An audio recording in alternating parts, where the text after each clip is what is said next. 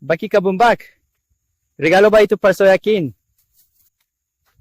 Wow, Mama Mary! Huwag mong kailanman laktawan ang video na ito. Ang sino mo magsusulat ng amen ay tatanggap ng Diyos na pagpapala. Darating ang mabuting balita sa kanyang tahanan. Naway alisin ng Diyos ang 4 na bagay sa iyong buhay: kasalanan, kairapan, sakit, at kamatayan. Ibahagi mo ang mensaheng ito kahit sa isang tao lamang upang hindi mawala ang lakas ng panalangin.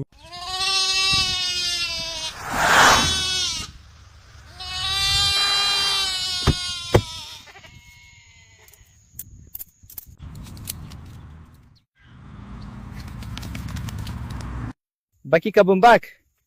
Regalo ba ito para sa akin? Wow, Mama Mary! Huwag mong kailanman laktawan ang video na ito. Ang sino mo magsusulat ng amen ay tatanggap ng Diyos na pagpapala.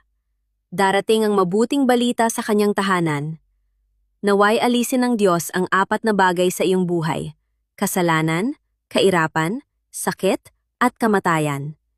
Ibahagi mo ang mensaheng ito kahit sa isang tao lamang upang hindi mawala ang lakas ng panalangin.